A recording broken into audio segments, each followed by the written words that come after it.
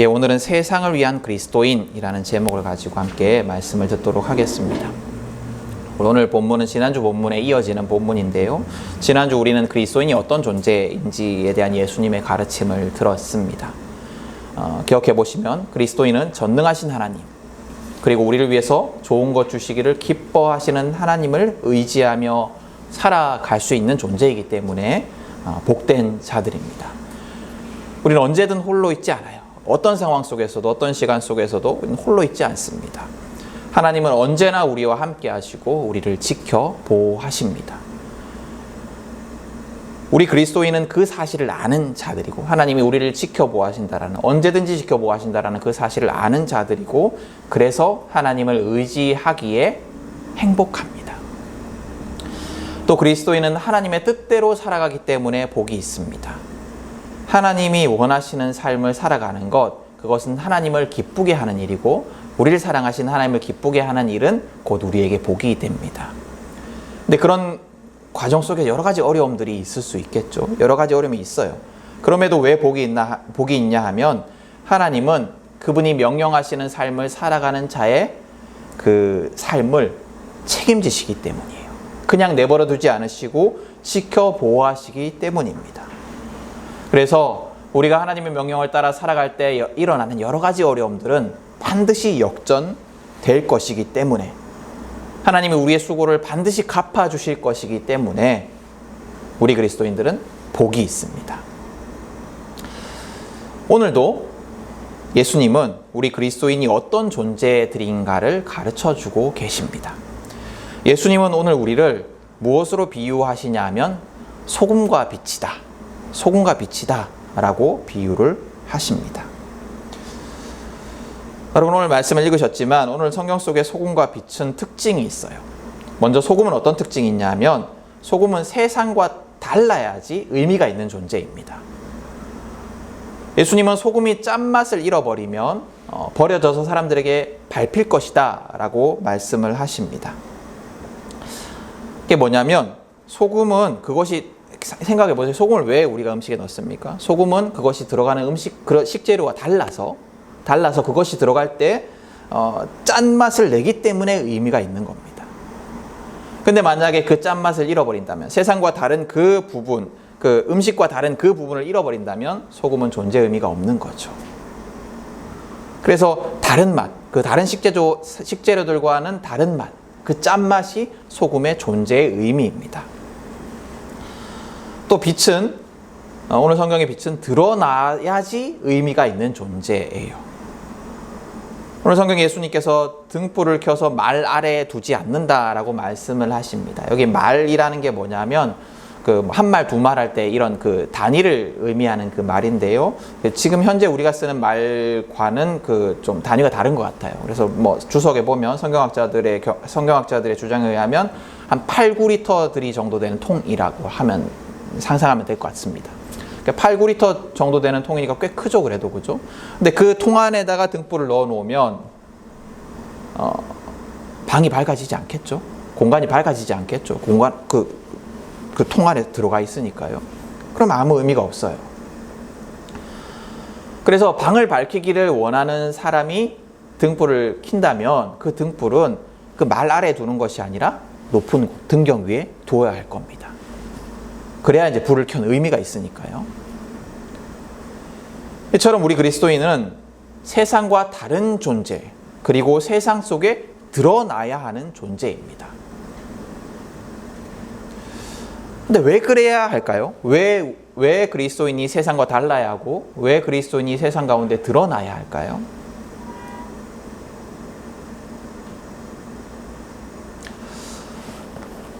소금과 빛을 생각해 보시면, 소금이 왜 짠맛을 내야 합니까? 음식을 위해서, 자기가 들어가는 그 음식을 위해서. 빛이 왜 그 높은 곳에서 빛을 내야 합니까? 그 공간을 밝히기 위해서, 공간을 위해서. 이걸 다시 다르게 말해보면, 그리스도인은 어떤 존재인가? 그리스도인은 타인을 위한 존재다, 세상을 위한 존재다 라고 말씀을 드릴 수가 있습니다.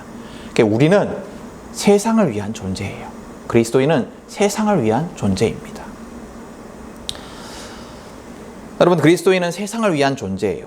소금의 목적이 나만 짜면 되는 것이 아닌 것처럼, 소금만 짜면 되는 것이 아닌 것처럼, 순수한 소금으로 존재하는 것이 목적이 아닌 것처럼, 그리고 등불을 켜는 목적이 순수히 등불만 밝히는 것이 아닌 것처럼, 우리는 나만을 위한 존재가 아니라 세상을 위한 존재입니다. 여러분, 소금이 왜 의미가 있습니까? 어딘가에 들어가서 그죠? 맛을 변화시키고 또 썩지 않게 하기 때문에 의미가 있는 거예요. 부패하지 않게 하기 때문에 의미가 있는 겁니다. 등불이 또 왜 의미가 있습니까? 드러나서 어둠을 밝히기 때문에, 그래서 공간을 밝게 만들기 때문에, 사람들을 밝게 만들기 때문에 의미가 있는 겁니다. 그리스도인은 그런 존재예요. 그래서 여러분, 우리의 신앙, 우리의 믿음은 나만을 위한 것이 아닙니다. 우리는 당신 왜 예수를 믿습니까? 라고 질문을 하면 나의 구원이 신앙의 목적입니다 라고 대답하기 쉽습니다. 생각하기 쉬운데요. 그러니까 내가 천국 가기 위해서 예수를 믿는다는 거죠. 근데 물론 맞아요. 근데 그것만이 목적이 된 사람은 바른 신앙을 가진 사람이 아니에요. 나의 구원만이 신앙의 목적인 사람은 바른 신앙을 가진 사람이 아닙니다. 하나님은 언제나 한 사람을 부르실 때 그 한 사람을 부르시는 것이 아니고 한 사람이 속한 공동체를 염두에 두시고 부르세요. 성경을 한번 생각해 보십시오. 믿음의 조상이라고 하는 아브라함이 있습니다. 성경의 위대한 위인들 중에 한 명이죠. 근데 하나님께서 아브라함을 부르신 이유가 뭐였습니까? 아브라함 하나 구원하기 위해서였습니까? 아니에요. 하나님이 아브라함을 부르신 것은 아브라함을 통해서 온 이스라엘을 구원하기 위함이셨습니다. 그리고 또 온 열방, 온 세상에 복을 끼치기 위해서, 온 세상을 구원하시기 위해서 아브라함을 택하셨던 거예요. 부르셨던 거예요. 예수님도 마찬가지입니다. 예수님이 12제자를 부르십니다. 12제자를 부르신 이유는 이 12라는 숫자의 의미가 있는데요. 이스라엘을 회복하기 위함이셨어요. 이스라엘의 12지파. 이스라엘의 12지파를 염두에 두시고 12제자를 부르신 거예요. 그리고 또 그렇게 예수님께서 12제자를 통해서 이스라엘을 회복시키기 원하셨던 이유는 온 세상을 구원하기 위해서, 온 세상을 회복시키기 위해서 그렇게 하셨던 겁니다.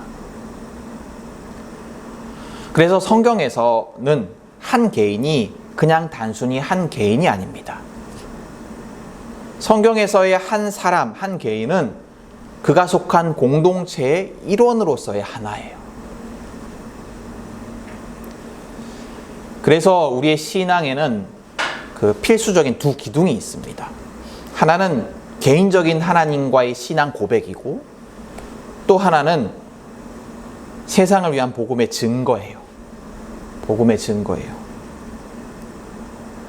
예수님은 우리를 구원의 문으로 부르시고 동시에 세상을 향하여서 복음을 증거하라 보내십니다. 다시 말하면 그리스도를 믿는 믿음, 그리스도를 믿는 신앙은 그 나를 위한 믿음인 동시에 세상을 위한 믿음인 겁니다. 이게 분리될 수 없는 거예요.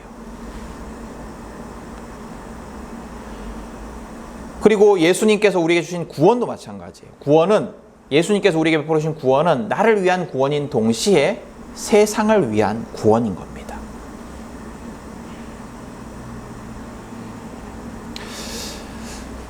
그럼 여러분, 왜 하나님이 우리를 어떤 세상, 공동체와 동떨어진 존재로 부르지 않으시고 공동체를 위한 존재, 세상을 위한 존재로 부르실까요? 왜 하나님께서는 그냥 우리 한 사람 한 사람 교제하시고 택하시고 하면 되는데 교회라는 공동체를 주시고 함께 예배드리도록, 함께 신앙생활 하도록 하실까요? 또 서로에게 복을 끼치도록, 덕을 끼치도록 하실까요? 왜 그럴까요? 왜냐하면 온 세상이 다 우리가 속한 온 공동체, 온 세상, 온 우주가 다 하나님의 것이기 때문입니다. 온 세상이 다 하나님의 것이고 온 세상이 다 하나님이 사랑하시는 하나님의 소유이기 때문입니다. 여러분, 우리가 죽어가는 천국만 생각하고 신앙생활을 하면 이 세상이 그냥 막 다 타락해버리고 버려야 하는 곳, 버려야 하는 것, 또 탈출해야 하는 것, 완전 이제 막 망한 것, 쓸모없는 것, 이렇게 생각하기가 쉽습니다.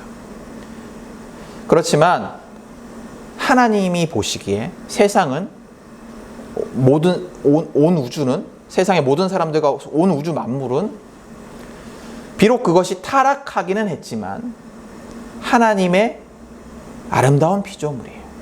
여전히 하나님의 소유인 거예요. 그리고 하나님이 우리를 회복시키기를 원하시는 것처럼 똑같이 온 세상, 온 우주를 회복하기를 원하십니다. 죄로 인해 타락한 우리를 다시 회복시키시고 하나님의 자녀 삼아 주신 것처럼 하나님은 우리뿐만 아니라 온 인류를, 또 우리뿐만 아니라 온 자연 만물을 회복하기를 원하신다라는 겁니다. 그래서 우리가 세상을 위한 존재, 세상을 위한 그리스도인이 되어야 하는 겁니다. 그래서 여러분, 우리는 단지 그냥 아무 이유 없이 단지 그냥 먼저 구원받은 존재예요. 그렇죠? 그래서 단지 그냥 먼저 구원받은 우리는 세상 사람들에 대한, 예수님을 알지 못하는 사람들에 대한 책임을 가져야 해요. 우리가 그냥 아무 이유 없이 먼저 구원받았기 때문에 우리가 책임을 가져야 해요. 우리에게 전혀 이유가 없기 때문에, 우리가 먼저 구원받을 이유가 전혀 없기 때문에, 은혜로 구원받았기 때문에 아직 구원받지 못한 사람들에 대한 책임을 가져야 합니다. 우리가 특별히 잘나서 특별히 착해서 남들보다 더 경건해서 구원받은 것이 아니라 은혜로, 알 수 없는 하나님의 은혜로 먼저 구원받았기 때문에 우리는 세상 모든 사람들에 대한 책임, 그리고 세상 모든 만물에 대한 책임, 그 책임을 가져야 합니다.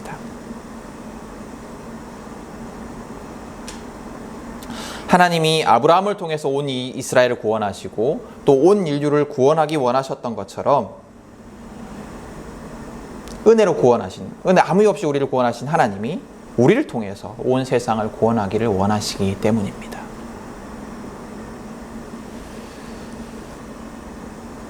그렇다면 우리가 이제 그 세상을 위한 그리스도인으로 살아야 하는데, 오늘 성경에 보면 그 세상을 위한 그리스도인으로 사는 삶이 뭐냐? 빛과 소금의 삶이라고 하시지 않습니까?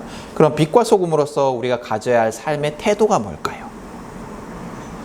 오늘 성경에 보면 그 삶의 태도는 뭐냐면 먼저는 착한 행실이에요. 오늘 성경에 보시면 착한 행실, 너희의 착한 행실을 보고 사람들이 하나님께 영광을 돌리게 하라 말씀하시지 않습니까? 그래서 우리는 우리의 착한 행실을 사람들에게 보여주어야 합니다. 그럼 착한 행실이 뭘까요? 그냥 우리가 생각하는 그 착하다, 이런 의미, 그런 의미일까요? 그냥 착한 행실이 그런 의미일까요?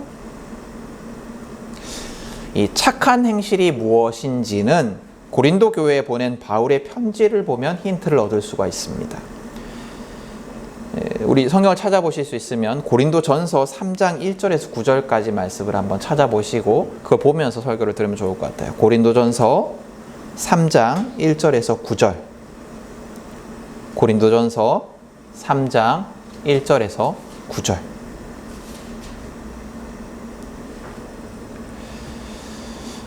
이 고린도전서 3장 1절에서 9절의 말씀을 통해서 알 수 있는 착한 행실이 무엇이냐면 예수 그리스도만을 드러내는 삶이에요. 예수 그리스도만을 드러내는 삶. 고린도전서 3장 1절에서 9절의 말씀을 보면 고린도 사람들에게 복음을 전할 때 성령의 능력만을 의지해서 그리스도의 십자가만 전하려 했던 바울의 모습이 나타납니다. 여러분, 바울은 굉장히 공부를 많이 한 사람이었습니다. 굉장히 똑똑한 사람이었어요. 학식이 있는 자였습니다. 그래서 당시 그 그리스 로마 세계의 지식인들이 자기의 주장을 펼칠 때 사용했던 유려한 언변, 말솜씨나 논리적인 증명, 논증을 할 수 있는 능력이 있는 자였습니다.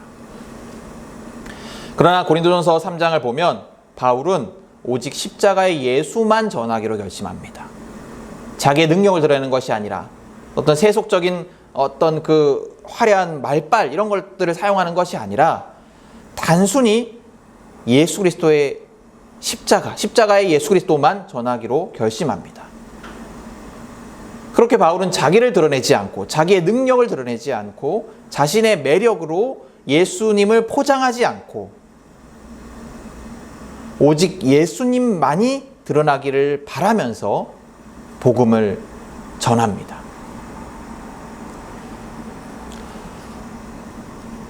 사람들은 바로 눈앞에 있는 것에 마음을 빼앗기기가 쉽습니다. 눈앞에 있는 사람의 매력에 따라서 그가 전하는 말을 신뢰하기도 하고 불신하기도 합니다. 그래서 많은 교인들이 전도를 할 때 예수님을 증거한다고 하면서 예수님을 증거하는 것이 아니라 자기 교회 목사님의 유려한 어떤 설교의 능력, 학벌, 인성, 인격 이런 것들을 자랑합니다. 자기 교회 좋은 시설을 자랑해요. 또 자기 교회의 훌륭한 봉사와 섬김을 자랑합니다. 실제로 전도 프로그램에 가면 그렇게 가르치기도 해요. 우리 목사님을 자랑하라 이렇게 가르치기도 합니다.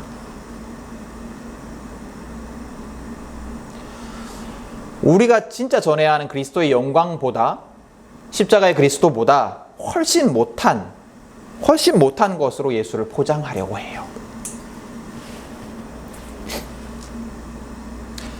예수님보다 그 포장지가 더 좋은 것으로 생각하는 것처럼 말이에요. 그러나 여러분, 예수 그리스도는 어떤 포장지로도 포장할 수 없는 분이세요. 왜냐하면 그분 스스로가 가장 영광스럽고 가장 빛나는 존재이기 때문에 어떤 포장지로 포장을 한다 하여도 그 영광을 가릴 수밖에 없기 때문에 어떤 포장지로도 포장할 수 없는 분이 예수님이십니다.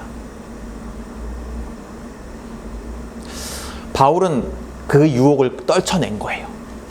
자기의 매력으로 예수를 포장하고 싶은 그 욕망, 그 욕심을 떨쳐낸 거예요.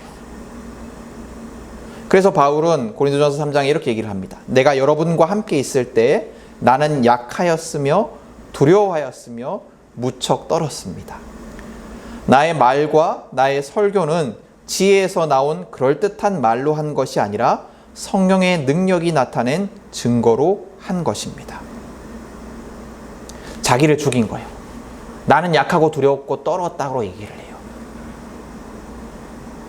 근데 바울은 떨지 않고 잘 말씀을 전할 만한 능력이 있는 자였거든요. 다른 곳에 보면 막 논박을 하고 이렇게 해서 막 그 아테네에 가서 막 사람들 설득하고 이러기도 하거든요. 근데 바울이 그러지 않았다라는 거예요. 오직 성령의 능력만을 의지했다라는 거예요. 자기를 죽이고 도리어 자기의 약함을 드러냄으로써 하나님의 영광을 드러낸 겁니다. 그래서 우리 교회는 참 여러분들은 복돼요. 뭐 자랑할 게 별로 없잖아요. 그죠? 복음을 전할 때 우리 교회를 자랑할 것도 없고 목사를 자랑할 것도 없고 아무것도 없어요. 예수님만 자랑하시면 되는 거예요. 그래서 여러분, 우리가 가져야 할 착한 행실, 빛과 소금으로서의 삶은 뭐냐면 먼저는 나를 자랑하지 않고 예수님만 자랑하는 삶입니다. 우리가 빛과 소금으로서 어떻게 살아야 하느냐? 나를 자랑하지 않고 예수님만 자랑하는 삶을 사셔야 합니다. 나를 드러내려고 하는 욕망을 죽이십시오. 오직 예수님만을 자랑하는 삶을 살아가십시오. 내 삶에 일어나는 모든 일들에 대한 영광과 감사를 나에게 돌리지 말고, 내가 잘해서 이런 일들이 벌어졌구나, 그렇게 말하지 말고 하나님께 돌리십시오. 하나님의 은혜로 내가 살아간다라고 고백하십시오. 그게 사실이니까요.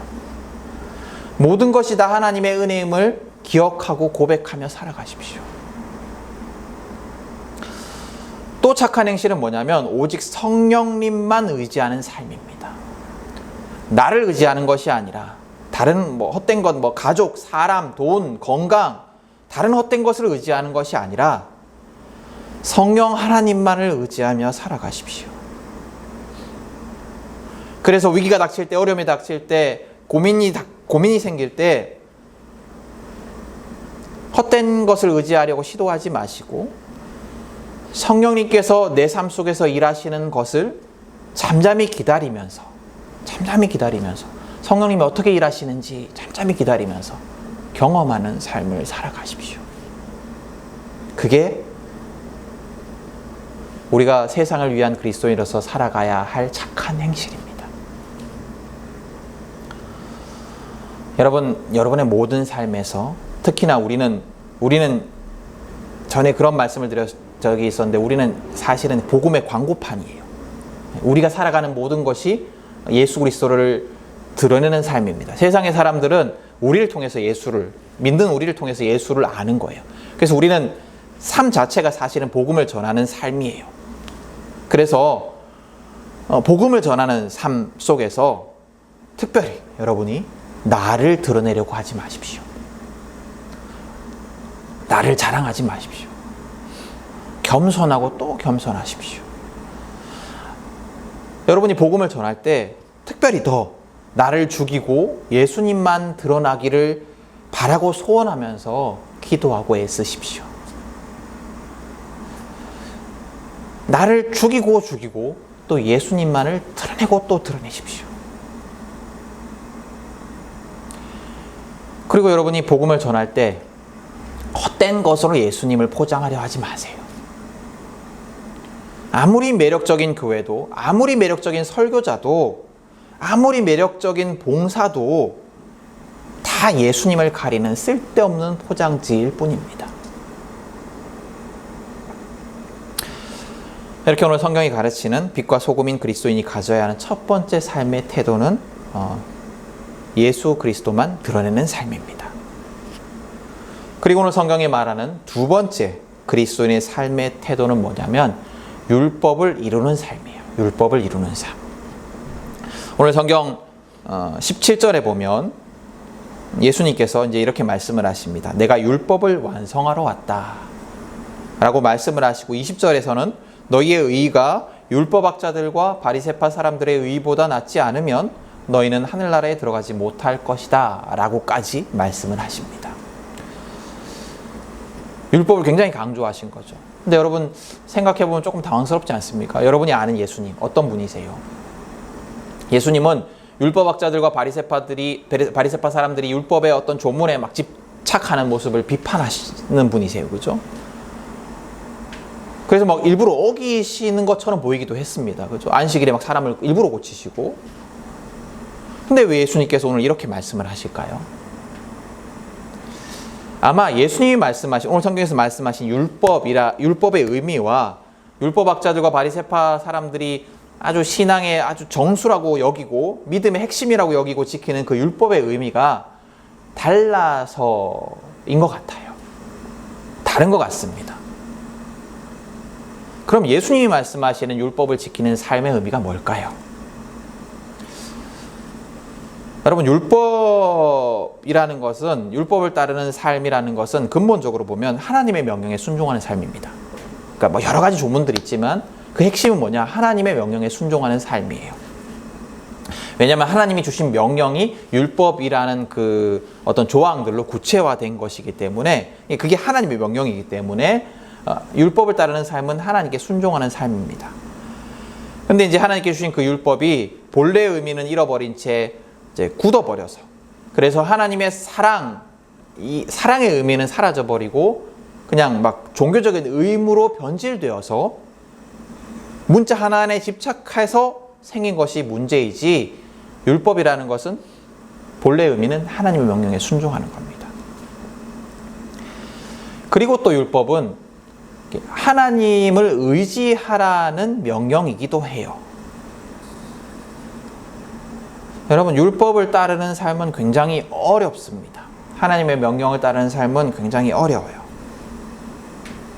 사실은 불가능에 가깝습니다.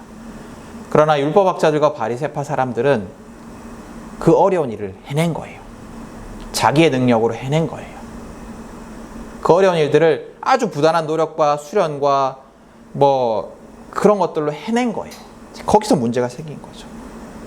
그래서 율법을 따르는 것이 자기를 자랑하는 수단이 되어버렸습니다. 그러나 하나님이 우리에게 율법을 주신 이유는 우리의 아주 부단한 수행과 결단, 이런 능력 이런 것들로 그것을 행하라고 주신 것이 아니고 그것을 행하기 위해서 하나님을 의지하라고 주신 겁니다. 그것이 너무 힘든 일이기 때문에, 어려운 일이기 때문에 하나님을 의지하라고 율법을 주신 거예요. 하나님의 뜻대로 살아가는 것이 너의 능력으로 되는 것이 아니라 오직 하나님의 은혜로만 된다라는 것을 가르쳐 주기 위해서 우리에게 율법을 주신 거예요. 그게 율법이에요. 예수님 말씀하신 율법이에요. 그러면 구체적으로 오늘 예수님이 말씀하시는 율법을 따르는 삶이 무엇일까요? 그걸 알기 위해서는 이사야 58장을 볼 필요가 있습니다. 앞에 제가 띄워드릴 건데요. 이사야 58장 지금 6절에서 9절까지 말씀인데요. 이사야서 58장 1절에서 9절까지 말씀을 전체를 보면 하나님이 이사야를 통해서 금식이라는 종교적인 의무, 율법, 이것을 잘못 행하고 있는 이스라엘에게 진정한 금식이 무엇인지, 하나님이 기뻐하시는 금식이 무엇인지, 하나님이 기뻐하시는 율법을 준행하는 삶이 무엇인지를 가르치고 있는 내용입니다. 하나님은 종교적인 의무는 다 하면서도 이를테면 금식도 하고 예배도 하고 제사도 잘 지내고 헌금도 하고 다 잘하는데, 겉으로 보기에는 경건해 보이는데, 그래서 하나님을 잘 믿는 것처럼 보이는데, 늘 하나님을 찾고 하나님의 뜻을 구하고 기도하고 그래서 하나님을 잘 믿는 것처럼 보이는데, 그렇지만 이웃을 괴롭히고 분쟁하고 남을 착취하는 자들에게 이사야 58장에서 너희가 아무리 종교적인 의무를 다해도, 너희가 아무리 율법을 잘 지켜도 너는 죄다 라고 말씀하고 있어요. 너희가 행하는 그런 금식들, 종교적인 의무들을 나는 전혀 기뻐하지 않는다라고 말씀하십니다. 겉으로 행하는 율법의 준수가 다가 아니라는 거예요.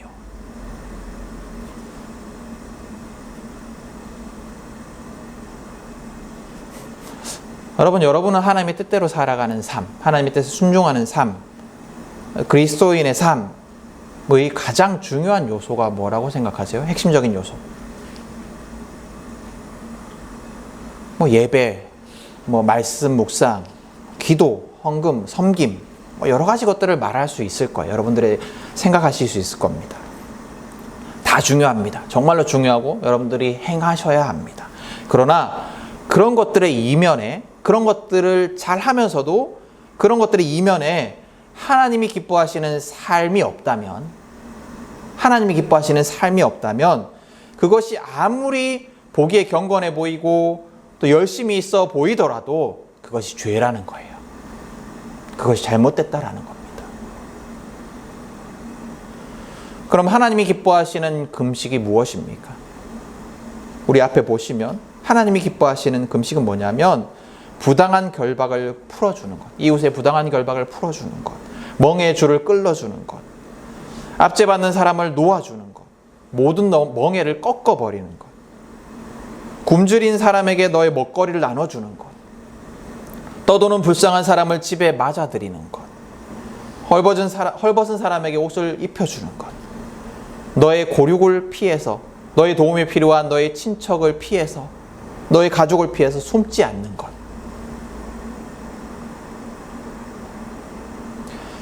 다시 말하면 모든 사람들을 이웃으로 여기고, 나의 사랑하는 이웃으로 여기고, 그들의 부당한 억압을 풀어주고, 그들의 해방과 자유를 위해서 함께 싸워주고, 어려운 사람들을 나의 것으로 환대하고 돕는 삶을 살아가는 것. 그것이 하나님이 기뻐하시는 금식입니다.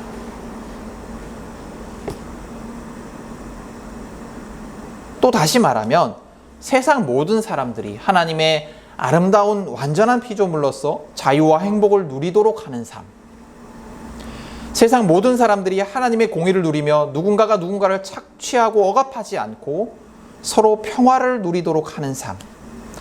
그래서 우리 천국의 하나님 나라에 대한 비유에서 사자와 어린 양이 함께 뛰노는 것 같은 그런 평화한 삶, 누구나 다 평화한 삶, 그런 삶을 살도록 애쓰는 것, 그것이 하나님께서 기뻐하시는 금식이에요. 우리 설교에 앞서서 기도 제목 때 말씀을 드렸지만 가난 때문에 자기의 목숨을 끊지 않도록 하는 삶, 미얀마의 말도 안 되는 국가의 폭력으로 많은 사람들이, 무고한 사람들이 희생되는 그 현실을 그대로 두지 않고 함께 기도하고 싸우는 삶, 그것이 예수님이 가르치시는 율법을 준수하는 삶이고 하나님이 기뻐하시는 금식입니다. 그리고 우리가 그런 삶을 살아갈 때 그런 삶 속에서 우리의 예배와 말씀 묵상과 기도와 섬김이 의미가 있는 거예요.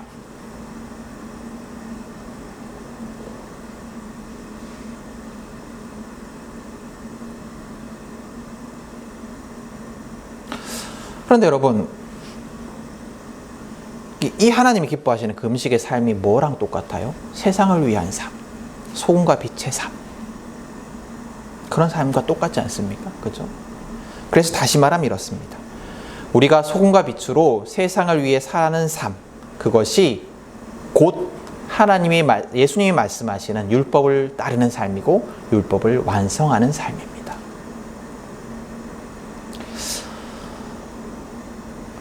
여러분, 우리 그리스도인은 세상을 위한 소금과 빛입니다.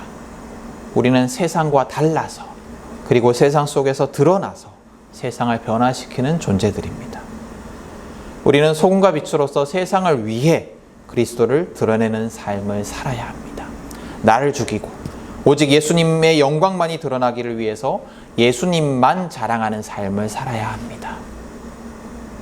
그리고 그것이 오늘 예수님이 말씀하시는 율법을 완성하는 삶, 율법을 준행하는 삶입니다. 하나님은 이렇게 참된 그리스도인으로서 율법을 따르며 세상을 위해 살아가는 자를 그분의 영광으로 호위하여 주신다 약속하십니다. 이사야 58장 8절에서 9절까지 말씀이에요.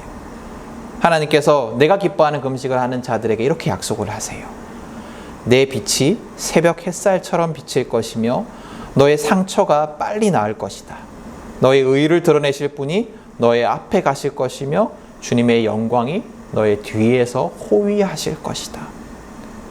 그때 너희가 주님을 부르면 주님께서 응답하실 것이다. 너희가 부르짖을 때 주님께서 내가 여기에 있다 하고 대답하실 것이다. 여러분, 하나님께서 약속하시는 이 약속의 삶, 이 복된 삶 살고 싶지 않으십니까? 내 삶이 이렇게 하나님께서 지켜보호하시는 삶이 되면 정말 좋지 않겠습니까? 앞과 뒤로 행하시며 나의 간구에 응답하시는 그런 삶, 여러분 사모하십시오. 그리고 기도하십시오. 내 삶이 소금과 빛의 삶이 되도록 은혜를 부어달라고 주님께 간구하십시오.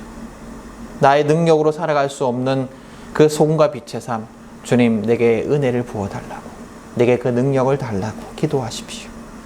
그리고 세상을 위한 삶을 살아가려 애쓰십시오.